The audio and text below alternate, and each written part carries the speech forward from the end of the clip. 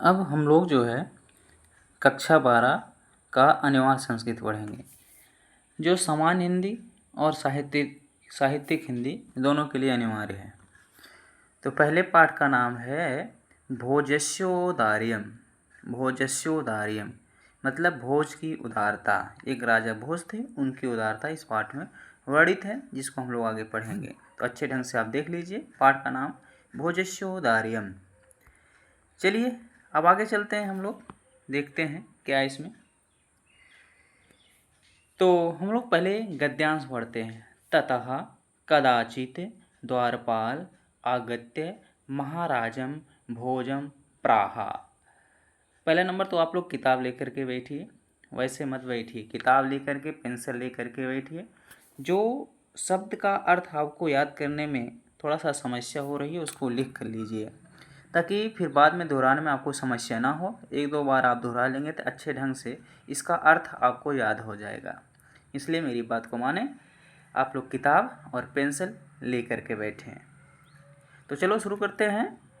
ततः कदाचित द्वारपाल आगत्य महाराजम भोजम प्राहा। ततः मतलब तदंतर, इसके बाद, कदाचित माने कोई, द्वारपाल माने द्वारपाल, आगत्य माने आकर के, महाराजम माने महाराज से, भोजम माने भोज, प्राह माने कहा। इसके बाद कोई द्वारपाल आकर के महाराज भोज से कहा।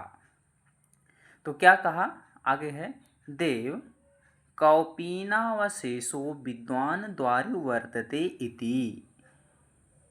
देव, ये देव शब्द जो है वह महाराज भोज के लिए है। बोले कि देव कौपीना अवशेष, यानी कि कौपीन अवशेष।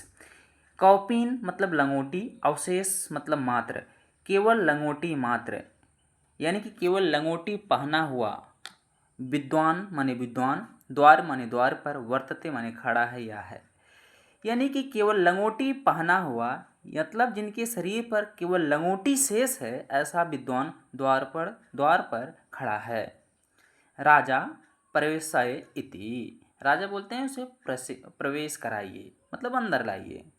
ततः प्रविष्टः सः कविः भोजम अवलोक्य अद्य में दरिद्रय नाशो भविष्यति इति। ततः मतलब इसके बाद, प्रविष्ट माने प्रविष्ट होकर के, सह माने वह, कवि माने कवि, भोजम अवलोक्य माने भोज को देख करके, अद्य माने आज, में माने मेरी, दरिद्रय नाशो माने दरिद्रता नाश हो, भविष्यति माने होगी, इति मत्वा यह मान करके, तुष्टो माने संतुष्ट की, हर्षाणी माने हर्ष की, प्रसन्नता की, मुमोच माने गिराने लगा। अब क्या प्रसन्नता की गिराएगा भाई, प्रसन्नता की आंसू गिराएगा। तो इसका अर्थ देखते हैं। इसके बाद प्रवेश हो करके वह कवि भोज को देख करके, आज मेरी दरिद्रता नाश होगी ऐसा मान करके वह संतुष्ट हो जाता है और उसके आंखों से खुशी के आंसू आने लगते हैं। मतलब उस कवि के आंखों से खुशी की जो है आंसू आने लगते हैं। राजा तम अवलोक्य प्राहा, जब खुशी के आंसू उसके आंखों से आ रहे थे तो राजा क्या करते हैं, राजा तम अवलोक्य प्राहा, राजा उसे देख करके कहे, कवे किम रोदसी, कवि क्यों रो रहे हो, इति मतलब हे कवि क्यों रो रहे हो। ततः कवि आह राजन, कविराह राजन जो है, इसका हम लोग विसर्ग संधि करेंगे तो हो जाएगा कवि आह राजन। इसके बाद वह कवि बोलता है कि राजन माने हे राजन, आकर्णे मदगृहम स्थितम, मेरे घर की स्थिति को सुनिए। एक बार सिर्फ अर्थ देख लीजिए। इसके बाद कोई द्वारपाल आकर के महाराज भोज से कहा, देव मतलब हे महाराज, कौपीन मात्र पहने हुए, लंगोटी मात्र पहने हुए कोई विद्वान द्वार पर खड़ा है। राजा बोलते हैं उसे प्रवेश कराइए। इसके बाद प्रवेश करके वह कवि भोज को देख करके, आज मेरी दरिद्रता नाश होगी ऐसा मान करके, ऐसा सोच करके वह संतुष्ट होकर के खुशी के आंसू बहाने लगता है। राजा उसे देख करके बोलते हैं, हे कवि क्यों रो रहे हो। इसके बाद कवि कहता है कि हे राजन, मेरे घर की स्थिति सुनिए।